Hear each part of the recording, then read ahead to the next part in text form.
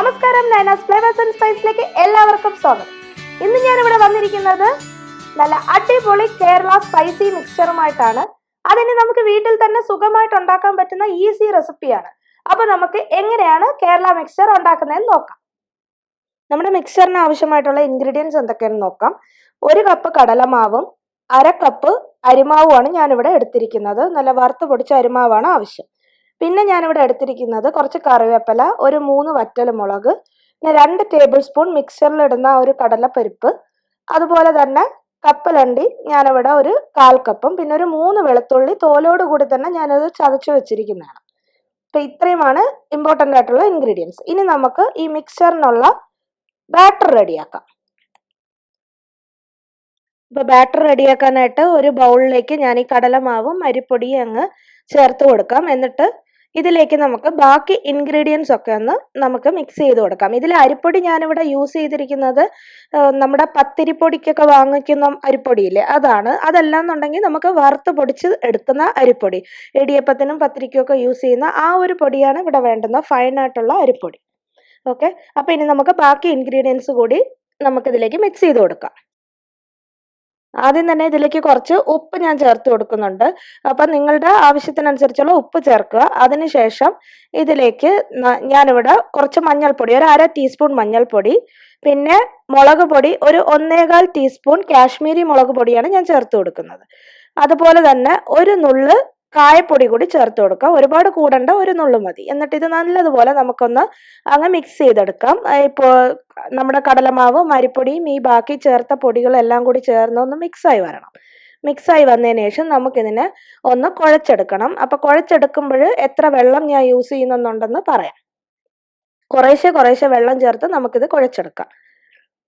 ഇതിലിപ്പോൾ ആദ്യം ഞാനൊരു 1/4 കപ്പ് വെള്ളമാണ് ചേർത്തിരിക്കുന്നത്. അങ്ങനെ കുറേശ്ശെ വെള്ളം ചേർത്ത് നമുക്കിത് ഒരു കുഴച്ചെടുക്കാം. ഒരുപാട് അങ്ങ് കട്ടിയാവാനും പാടില്ല, എന്നാൽ ഒരുപാട് ലൂസ് ആവാനും പാടില്ല. നല്ലൊരു ചപ്പാത്തിക്ക് കുറച്ച് കുഴയ്ക്കുന്ന പോലെ ഒരു കൺസിസ്റ്റൻസി നമുക്ക് സേവിൽ പിഴിഞ്ഞെടുക്കാൻ പറ്റണം. ആ ഒരു കൺസിസ്റ്റൻസിയിൽ കുഴച്ചെടുക്കണം. ഇവിടെ ഇപ്പം ഏകദേശം ഞാനിവിടെ 1/2 കപ്പ് വെള്ളവും ഒരു ടേബിൾ സ്പൂൺ വെള്ളവും കൂടിയാണ് ചേർത്തിരിക്കുന്നത്. 1/2 കപ്പ് പ്ലസ് 1 ടേബിൾ സ്പൂൺ, അത്രയും വെള്ളമാണ് ചേർത്തത്. അതിൻ്റെ കൂടെ ഇനി നമുക്ക് കുറച്ച് ഓയിലും കൂടി ചേർക്കണം. ഓയിൽ ഞാനിവിടെ ഒരു 2 ടേബിൾ സ്പൂൺ ഓയിൽ ചേർക്കുന്നുണ്ട്. അത് ഏത് ഓയിലാണോ നിങ്ങൾ ഫ്രൈ ചെയ്യാൻ എടുക്കുന്നത് ആ ഓയിൽ തന്നെ ചേർക്കണം. അപ്പോൾ വെളിച്ചെണ്ണയാണെങ്കിൽ വെളിച്ചെണ്ണ ചേർക്കണം. വേറെ ഏതെങ്കിലും സൺഫ്ലവർ ഓയിൽ ആണെങ്കിൽ ആ ഓയിൽ ചേർക്കണം. സാധാരണ വെളിച്ചെണ്ണയിലാണ് നമ്മൾ ഇത് ചെയ്യുമ്പോൾ നല്ലൊരു മണമൊക്കെ കിട്ടും. ഒരു നാടൻ സ്റ്റൈല് കിട്ടാൻ വെളിച്ചെണ്ണയിൽ ചെയ്യുന്നതാണ് നല്ലത്. ഇപ്പൊ ഞാൻ ഇന്നിപ്പോ ഇവിടെ സൺഫ്ലവർ ഓയിലാണ് ചെയ്യുന്നത്. അപ്പൊ അത് ഏത് ഓയിലാണോ ആ ഓയിൽ തന്നെ ഇതിൽ ചേർക്കുക. അപ്പൊ ഇതിപ്പോ കുഴച്ച് വെച്ചിട്ടുണ്ട്, നല്ലൊരു പരുവത്തിൽ ഇരിക്കുകയാണ്. ഇപ്പൊ നമ്മുടെ ബാറ്റർ റെഡി ആയിട്ടുണ്ട്. ഈ ഒരു മാവിനെ 2-3 റൗണ്ട് ആയിട്ട് നമുക്ക് ഉരുളയാക്കി മാറ്റി വെച്ചേക്കാം. അത് സേവിൻ്റെ അകത്തോട്ട് ഇട്ട് കൊടുക്കാൻ ഈസിക്ക് വേണ്ടിയാണ് ആദ്യമേ അങ്ങനെ ചെയ്തു വെക്കുന്നത്. ഇനി ഞാനിവിടെ നമ്മുടെ സേവിൽ ഈ ഒരു ചില്ലാണ് എടുക്കുന്നത്, ഏറ്റവും ചെറിയ കണ്ണയുള്ള ചില്ല്. അപ്പൊ നിങ്ങൾക്ക് ഇതേ സൈസ് ഇല്ല, വലുതാണെങ്കിൽ കുഴപ്പമില്ല, ഏതാണോ ഉള്ളത് അത് എടുത്താൽ മതി. ഏറ്റവും ചെറുതെടുത്താൽ കുറച്ചും കൂടി നൈസായിട്ട് കിട്ടും. ഇനി അതുപോലെ ഈ ഒരു സേവിൽ നമുക്ക് കുറച്ചൊന്ന് ഓയിൽ തേച്ച് കൊടുക്കാം. ഓയിൽ ഫുള്ളൊന്ന് അതിൻ്റെ അകത്തൊക്കെ തേച്ച് കൊടുത്താൽ നല്ല സ്മൂത്തായിട്ട് നമുക്കത് പിഴിഞ്ഞെടുക്കാൻ പറ്റും. അതിനാണ് അങ്ങനെ തേച്ച് കൊടുക്കുന്നത്.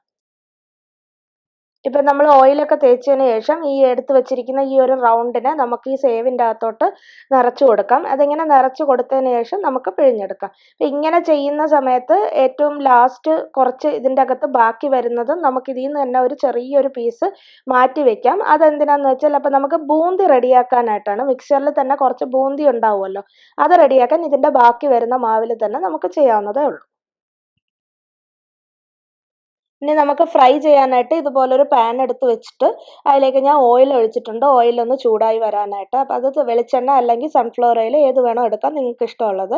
അതുപോലെ ഇത് കോരി വെക്കാനായിട്ട് ഒരു പാത്രം എടുത്ത് വെക്കണം. ഇത്രയാണ് റെഡിയാക്കിയിട്ടുള്ളത്. ആദ്യം തന്നെ നമുക്ക് ആ എടുത്ത് വെച്ചിരിക്കുന്ന കപ്പലണ്ടി, അതുപോലെ കടലപ്പരിപ്പ്, ഇതെല്ലാം ഒന്ന് ഫ്രൈ ചെയ്തെടുക്കണം. അപ്പം ഞാനിവിടെ ആദ്യം ഓയിൽ ചൂടാകുമ്പോൾ ഈ ഒരു കടലപ്പരിപ്പിനെയാണ് ആദ്യം ഫ്രൈ ചെയ്തെടുക്കുന്നത്. നമ്മൾ ഈ ഫ്രൈ ചെയ്യുന്ന എല്ലാം മാറ്റി വെച്ചതിന് ശേഷം നമുക്ക് മിക്സ്ചറിനുള്ള ആ ഒരു സേവ് റെഡിയാക്കി എടുത്താൽ അതായിരിക്കും എപ്പോഴും ബെറ്റർ. അപ്പോൾ അത് നല്ല ചൂടെണ്ണയിൽ ഒരു മിനിറ്റ് ഇങ്ങനെ ഒന്ന് ഇട്ട് നമ്മൾ ഇളക്കി എടുത്താൽ മതി. ഇപ്പം തന്നെ അതിങ്ങനെ ബ്രൗൺ കളറായി വന്നിട്ടുണ്ട്. ആ ഒരു ചെറിയ ഗോൾഡൻ ബ്രൗൺ കളർ ആകുമ്പോൾ നമുക്കങ്ങ് കോരിയെടുക്കാം. ഒരുപാട് നേരമായിട്ട് അതിനെ അങ്ങനെ കരിക്കേണ്ട, ഒരുപാട് അങ്ങ് ഡാർക്ക് ബ്രൗൺ ആവേണ്ട ആവശ്യമില്ല. ഈ ഒരു രീതിയിൽ എടുത്താൽ മതി. അതുപോലെ അടുത്തത് കപ്പലണ്ടിയാണ്. നമുക്ക് കപ്പലണ്ടിയും കൂടി അങ്ങ് ചേർത്ത് കൊടുക്കാം. എന്നിട്ട് അതിനെയും ഇതുപോലെ ഫ്രൈ ചെയ്തെടുക്കാം. ഇതിപ്പോൾ നല്ല ചൂട് എണ്ണയായതുകൊണ്ട് പെട്ടെന്ന് അതങ്ങ് ഫ്രൈ ആയി വരും. കപ്പലണ്ടി ഇതുപോലെ പച്ച കപ്പലണ്ടി ഫ്രൈ ആയോ എന്നറിയാൻ അതിൻ്റെ തോലൊക്കെ ഒന്ന് പൊളിഞ്ഞു വരുന്ന പോലെ വരും. അപ്പോൾ ആ ഒരു പൊട്ടുന്ന ഒരു സൗണ്ടും വരും. ആ ഒരു രീതി വരുമ്പോൾ നമുക്കതിനെ അങ്ങ് കോരി മാറ്റാം. അതാണ് അതിൻ്റെ ഒരു പെർഫെക്റ്റ് ടേസ്റ്റ്. അതിൻ്റെ പച്ചയൊക്കെ മാറി അത് കോരി മാറ്റുന്ന ഒരു ടൈമാവും. ഇപ്പോൾ ഇത് ഏകദേശം ഫ്രൈ ആയിട്ടുണ്ട്. അതിൻ്റെ ആ തോലൊക്കെ ഇങ്ങനെ പൊളിഞ്ഞു വരുന്നുണ്ട്. ഈ ടൈമിൽ ഇതുപോലെ അങ്ങ് കോരി നമുക്കെല്ലാം അങ്ങ് മാറ്റാം. ഇപ്പം നമ്മുടെ ഓയിലിലേക്ക് ഇനി ബാക്കിയുള്ള വെളുത്തുള്ളി ഇട്ട് കൊടുക്കാം. വെളുത്തുള്ളി ഇട്ട് ഒന്ന് മൂത്ത് വരുമ്പോൾ തന്നെ നമുക്ക് ഇതുപോലെ വറ്റൽമുളകും കറിവേപ്പിലയും കൂടിയൊക്കെ ഇട്ട് കൊടുത്തിട്ട് അതൊന്ന് കോരി മാറ്റാം. അപ്പോൾ ഇതിൻ്റെ ആ ഒരു ഫ്ലേവർ ആ ഓയിലിൽ വരും. അപ്പോൾ ഇതിലേക്ക് നമ്മൾ പിന്നെ മിക്സർ പിഴിയുമ്പോൾ നല്ലൊരു ഫ്ലേവർ കിട്ടും. അതിനാണ് അതൊക്കെ ആദ്യമേ ചെയ്യുന്നത്. ഇനി നമുക്ക് മിക്സറിൻ്റെ ഇതൊന്ന് പിഴിഞ്ഞ് നോക്കാം. ഓയിലിൻ്റെ ചൂടൊന്ന് ടെസ്റ്റ് ചെയ്യണം. ഇതുപോലെ ഇട്ടുടനെ പൊങ്ങി വരണം. ഈ ഒരു ചൂടിൽ നമുക്കിതുപോലെ ഒന്ന് സേവ് പിഴിഞ്ഞു കൊടുക്കാം. ഇങ്ങനെ ചുറ്റിച്ചു കൊടുത്താൽ മതി. ഓയിൽ നല്ല ചൂടാണ്. മീഡിയം ഫ്ലെയിമിൽ ഇട്ടിട്ട് നമ്മൾ ചെയ്താൽ മതി. പക്ഷെ കയ്യിലോട്ട് ആ ചൂടടിക്കും. ആ ഓയിൽ ഇങ്ങനെ പതഞ്ഞു വരുന്ന ആ ഒരു സമയത്ത് നമുക്ക് നല്ല ചൂടടിക്കും. അപ്പോൾ അത് നോക്കി വേണം ചെയ്യാൻ. എന്നിട്ട് ആ ഒരു 30 സെക്കൻഡ് ഇങ്ങനെ പെട്ടെന്ന് തന്നെ ആ ഒരു ഓയിലിൽ പതഞ്ഞു വരുന്ന ആ ഒരു പതയൊക്കെ അങ്ങ് മാറി ഇങ്ങനെ ക്ലിയർ ആയിട്ട് വരും. അപ്പോൾ ഈ ഒരു ടൈമിന് ശേഷം നമുക്കിത് തിരിച്ചിടാം. അത് കുറച്ച് കട്ടിയായിട്ടിരിക്കും. അപ്പോൾ നമുക്ക് തിരിച്ചിടാം. അല്ലാതെ ഇട്ടുടനെ തന്നെ എടുത്ത് തിരിച്ചിടാൻ നോക്കിക്കഴിഞ്ഞാൽ നമുക്കത് ബുദ്ധിമുട്ടാണ്. അത് തിരിഞ്ഞു വരത്തില്ല. എല്ലാം കൂടി അങ്ങ് കുഴഞ്ഞു പോകും. ഈ ഒരു ടൈമിൽ ഇത് തൊടുമ്പോൾ തന്നെ അറിയാം ഇങ്ങനെ ഒരു പീസായിട്ട് നമുക്ക് കിട്ടും. ഇതിനെ പതുക്കെ നമുക്കങ്ങ് തിരിച്ചിടാവുന്നതേ ഉള്ളൂ. തിരിച്ചിട്ട് ഇതേപോലെ തന്നെ ഒരു 30 സെക്കൻഡ് മുതൽ 1 മിനിറ്റ് വരെ ജസ്റ്റ് ഒന്ന് ഇങ്ങനെ ഒന്ന് ഫ്രൈ ആയതിനു ശേഷം ഇതിനെ നമുക്കങ്ങ് കോരി മാറ്റാം. അങ്ങനെ കോരി മാറ്റി പിന്നെ അത് പുറത്തിരിക്കുമ്പോഴും കുറച്ചും കൂടി ഡാർക്ക് കളറാണ്. ഈ ടൈമിൽ നമുക്ക് നേരത്തെ ഫ്രൈ ചെയ്ത് വെച്ചിരിക്കുന്ന ആ ഒരു ഇതെല്ലാം ഒരു വലിയൊരു പാത്രത്തിലേക്ക് നമുക്ക് മാറ്റാം. മിക്സർ ഏതിലാണോ ഇട്ട് മിക്സ് ചെയ്യേണ്ടത് അതിലേക്ക് മാറ്റാം.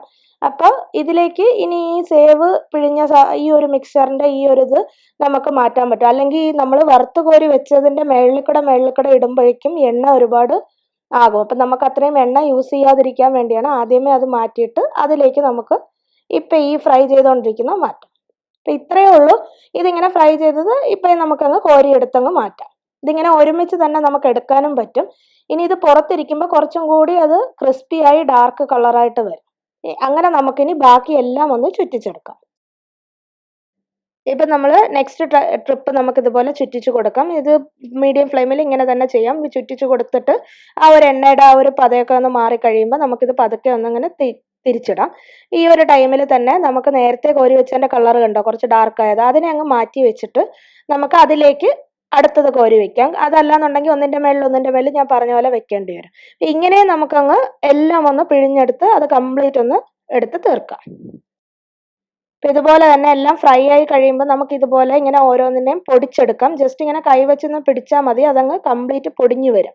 അങ്ങനെ ഓരോ പ്രാവശ്യം ചെയ്യുന്നത് ഇങ്ങനെ കംപ്ലീറ്റ് എടുത്തിട്ട് അതിനെ അങ്ങ് പൊടിച്ചെടുക്കാം. അപ്പം മിക്സർ നമുക്ക് ആ ഒരു രീതിയിൽ കിട്ടും. നല്ല നൈസും പെർഫെക്റ്റും ആയിട്ട് ഇരിക്കുകയാണ് ഈ ഒരു രീതിയിൽ. ഇങ്ങനെയാണ് നമ്മൾ മിക്സർ റെഡിയാക്കി എടുക്കുന്നത്.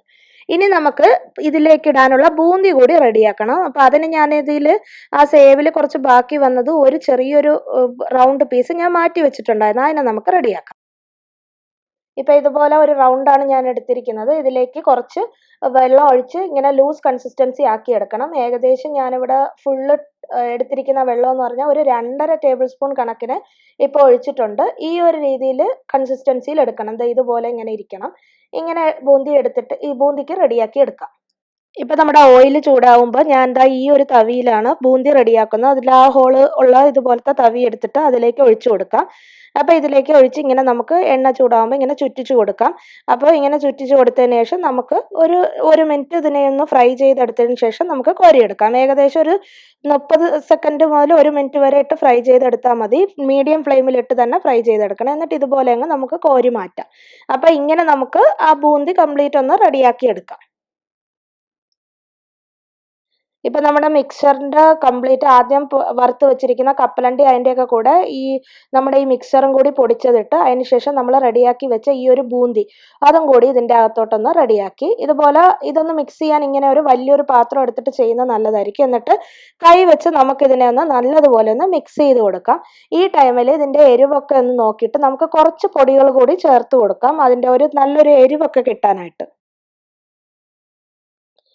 അപ്പം നമ്മുടെ ഈ ഒരു മിക്സറിലേക്ക് ഞാനൊരു 2 ടീസ്പൂൺ മുളക് പൊടിയും 1 നുള്ള് കായപ്പൊടിയും കൂടി ചേർക്കുന്നുണ്ട്. ഇത് കാശ്മീരി മുളക് പൊടിയാണ് ഞാൻ ചേർത്ത് കൊടുത്തത്. നല്ല മുളക് പൊടി വേണമെങ്കിൽ അതും ചേർക്കാം. അത് നിങ്ങളുടെ ഇഷ്ടാനുസരണം എരിവിനനുസരിച്ച് നിങ്ങൾക്ക് അളവ് കൂട്ടുകയോ കുറയ്ക്കുകയോ ഒക്കെ ചെയ്യാം. അത് നിങ്ങൾ ഓരോരുത്തരുടെ ടേസ്റ്റ് അനുസരിച്ച് മാറ്റണം.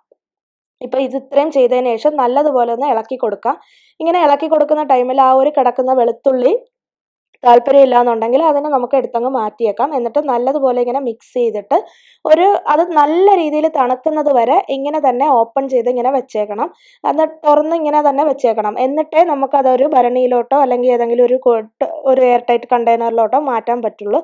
അല്ലാന്നുണ്ടെങ്കിൽ അതങ്ങ് വലിഞ്ഞു പോകും. ഇപ്പം ഇങ്ങനെയാണെങ്കിൽ നമുക്കിതിങ്ങനെ ഒരു കണ്ടെയ്നറിൽ സ്റ്റോർ ചെയ്ത് വെക്കാം തണുത്തതിന് ശേഷം. അപ്പം നല്ല ക്രിസ്പി ആയിട്ട് തന്നെ ഇരിക്കും. മിക്സർ അങ്ങനെ പുറത്തൊന്നും വാങ്ങിക്കേണ്ട ആവശ്യമില്ല. നമുക്ക് വീട്ടിൽ തന്നെ എപ്പോൾ ആവശ്യമുണ്ടെങ്കിലും നമുക്കിതുപോലെ ചെയ്തെടുക്കാം. അപ്പോൾ ഇത്രയേ ഉള്ളൂ. നല്ല ഈസി ആയിട്ട് മിക്സർ ചെയ്യാൻ പറ്റും. എല്ലാവരും ട്രൈ ചെയ്ത് നോക്കണം. ട്രൈ ചെയ്ത് നോക്കിയതിന് ശേഷം അതിൻ്റെ അഭിപ്രായം പറയാൻ മറക്കരുത്. അതുപോലെ തന്നെ വീഡിയോ ആരെങ്കിലും കാണുന്നവർ സബ്സ്ക്രൈബ് ചെയ്യാത്തവരുണ്ടെങ്കിൽ ഒന്ന് സബ്സ്ക്രൈബ് ചെയ്യുകയും ലൈക്ക് ചെയ്യുകയും ഷെയർ ചെയ്യുകയും ചെയ്യണം. ഷെയർ ചെയ്താലേ ഈ വീഡിയോ എല്ലാ മറ്റുള്ളവരിലേക്കും എത്തുകയുള്ളൂ. അതുപോലെ തന്നെ സബ്സ്ക്രൈബ് ചെയ്യുമ്പോൾ അതിൻ്റെ സൈഡിലൊരു ബെൽ ഐക്കൺ കൂടിയുണ്ട്. അത് മറക്കാതെ ഒന്ന് പ്രസ് ചെയ്ത് ഓൾ എന്ന ഓപ്ഷൻ എടുക്കണം. എന്നാൽ മാത്രമേ ഞാൻ അപ്ലോഡ് ചെയ്യുന്ന വീഡിയോസ് നിങ്ങൾക്ക് നോട്ടിഫിക്കേഷൻ വഴി ലഭിക്കുകയുള്ളൂ. അപ്പം നെക്സ്റ്റ് റെസിപ്പിയുമായി കാണുന്നത് വരെ ബൈ ബൈ.